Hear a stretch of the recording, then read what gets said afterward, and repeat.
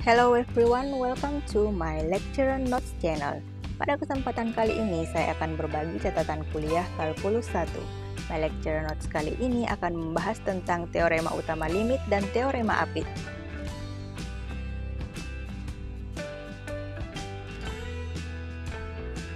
Mari kita mulai membahas tentang teorema utama limit. Misalkan, N adalah bilangan bulat positif, K adalah konstanta, serta F dan G memiliki limit di C. Maka, ada 9 teorema utama limit yang akan dibahas kali ini. Yang pertama adalah limit X menuju C dari K akan sama dengan K. Jadi K ini merupakan fungsi konstan. Kemudian, yang kedua, limit X menuju C dari X sama dengan C. Karena di sini X-nya disubstitusi dengan C. Kemudian yang ketiga, limit X menuju C dari K dikali Fx sama dengan K dikali limit X menuju C dari Fx. Yang keempat adalah limit X menuju C dari Fx tanpa Gx akan sama dengan limit X menuju C dari Fx ditambah limit X menuju C dari Gx. Selanjutnya, untuk pengurangan hampir sama dengan yang tadi, hanya tandanya saja yang berubah. Limit X menuju C dari Fx kurang Gx akan sama dengan limit X kurang C dari Fx kurang limit X menuju C dari Gx. Yang keenam, limit X menuju C dari Fx dikali Gx akan sama dengan limit X menuju C dari Fx dikali dengan limit X menuju C dari Gx. Selanjutnya, untuk pembagian, limit X menuju C dari Fx per Gx sama dengan limit X menuju C dari Fx dibagi dengan limit X menuju C dari Gx. Ada syaratnya bahwa limit X menuju C dari Gx atau penyebutnya tidak sama dengan 0. Kemudian, yang kedelapan adalah limit X menuju C dari Fx pangkat N sama dengan limit X menuju C dari Fx pangkat N. Selanjutnya, yang kesembilan, limit X menuju C dari akar N Fx di akar N sama dengan akar N dari limit X menuju C dari Fx, asalkan Fx-nya besar dari 0 ketika N genap. Nah, agar lebih jelasnya lagi, mari kita lihat penerapan dari teorema-teorema berikut pada contoh soal yang akan dikerjakan bersama. Nah, contoh soalnya adalah gunakan teorema utama limit untuk menentukan nilai dari limit X menuju 4 dari fungsi 3X pangkat 2 kurang 2X. Jadi, untuk menjawab soal ini, mudah saja. Kita tulis ulang dulu soalnya. Limit X menuju 4 dari 3X pangkat 2 kurang 2X. Nah, sama dengan kita gunakan teorema yang kelima. Teorema kelima itu adalah teorema pengurangan.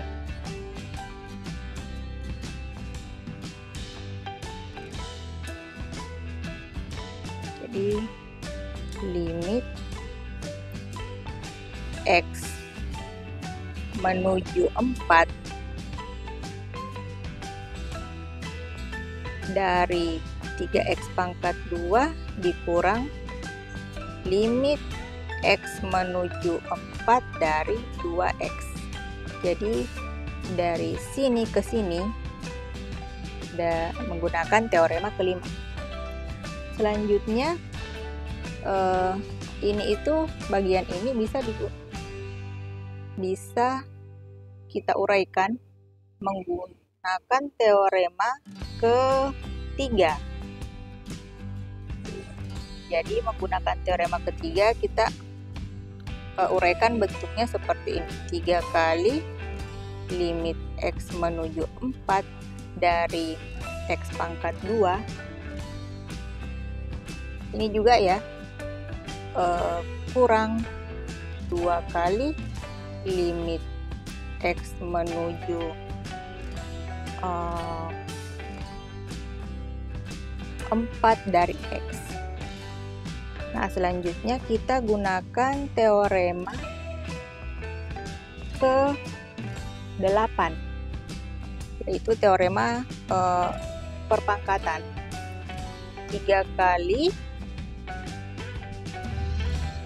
limit, jadi ini ya yang pangkatnya, limit X menuju 4 dari X di pangkat 2 kurang dari 2 kali limit X menuju 4 dari X.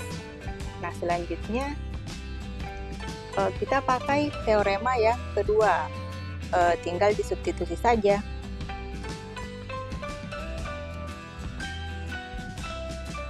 Jadi teorema kedua, 3 kali 4 pangkat 2 dikurang 2 kali 4. Hasilnya adalah 40. Nah, selanjutnya, jadi di sini kita menggunakan dari 9 teorema, kita pakai 4 teorema, yakni teorema kelima tentang pengurangan, teorema ketiga perkalian dengan skalar, teorema ke-8 perpangkatan, dan teorema kedua tentang substitusi. Selanjutnya, teorema substitusi. Jika f merupakan fungsi polinomial atau fungsi rasional fx sama dengan px per qx, maka limit x menuju c dari fx akan sama dengan fc, asalkan fc-nya terdefinisi. Nah, penyebutnya tidak bernilai nol pada fungsi rasional. Untuk lebih jelasnya, mari kita kerjakan contoh soal berikut. Nah, gunakan teorema substitusi untuk menentukan nilai dari limit x menuju 2 dari fungsi 7x pangkat 5 dikurang 10x pangkat 4 dikurang 13x tambah 6 dibagi dengan 3x pangkat 2 kurang 6x kurang 8. Jadi, berdasarkan teorema substitusi, kita lakukan substitusi pada fungsi ini. Substitusi nilai x pada fungsi yang diberikan. Jadi,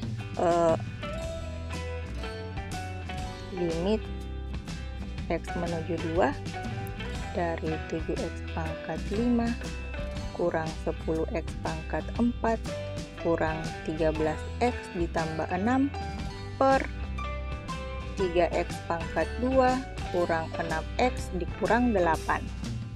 Ini akan sama dengan, jika disubstitusi, 7 dikali 2 pangkat 5 dikurang 10 kali 2 pangkat 4 dikurang 13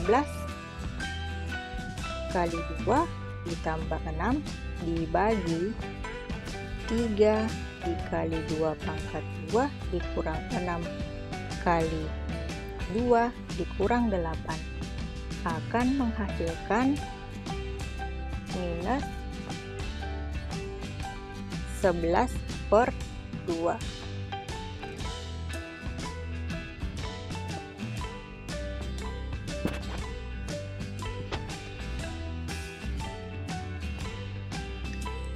Nah, selanjutnya teorema Apit atau squeeze theorem. Bunyi teoremanya yaitu, misalkan f, g, dan h adalah fungsi yang memenuhi fx kurang dari gx kurang dari atau sama dengan hx untuk setiap x dekat ke c, terkecuali mungkin pada c.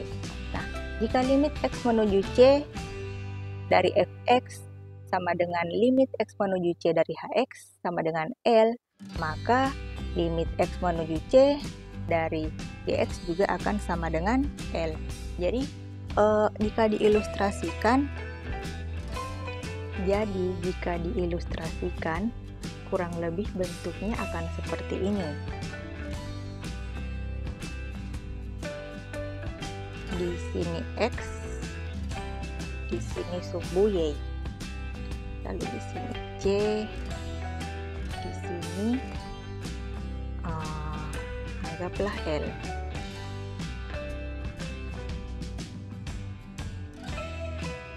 Jadi jika ada fungsi seperti ini,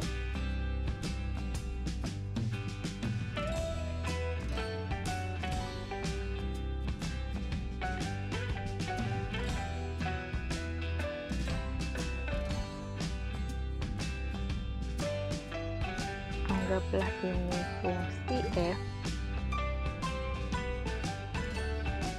lalu ada fungsi ini,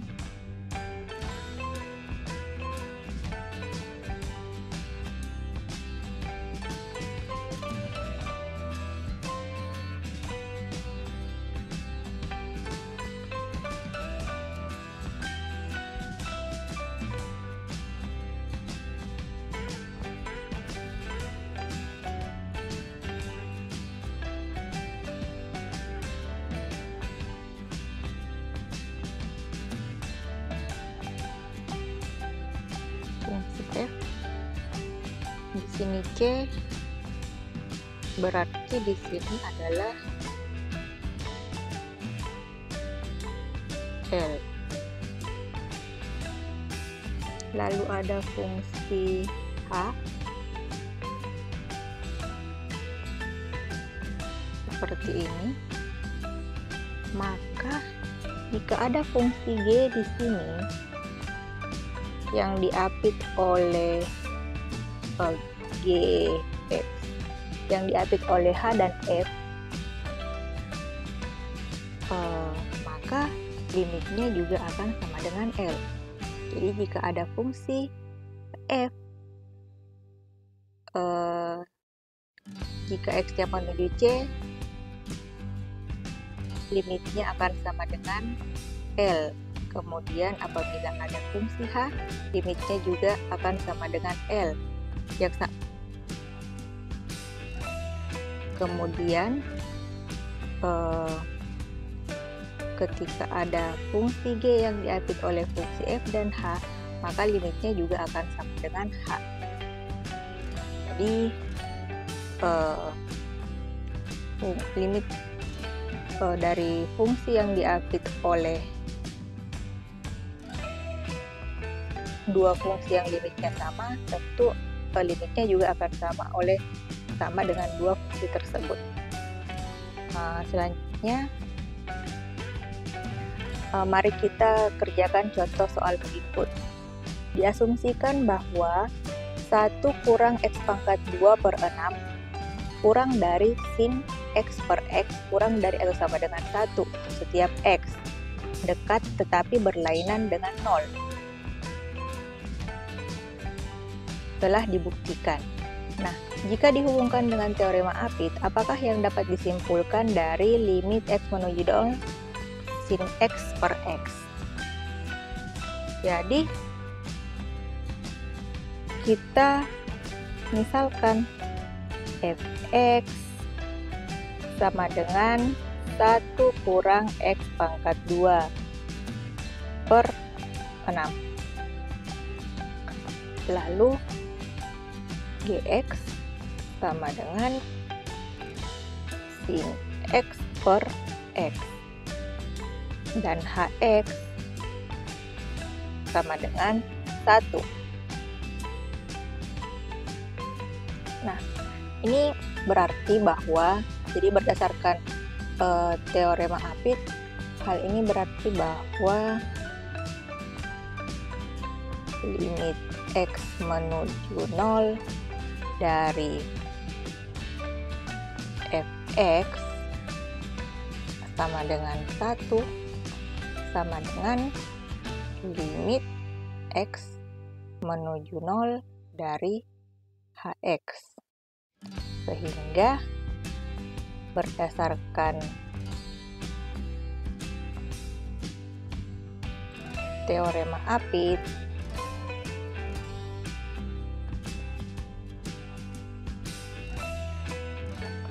Limit X menuju 0 dari sin X per X itu akan sama dengan 1 juga.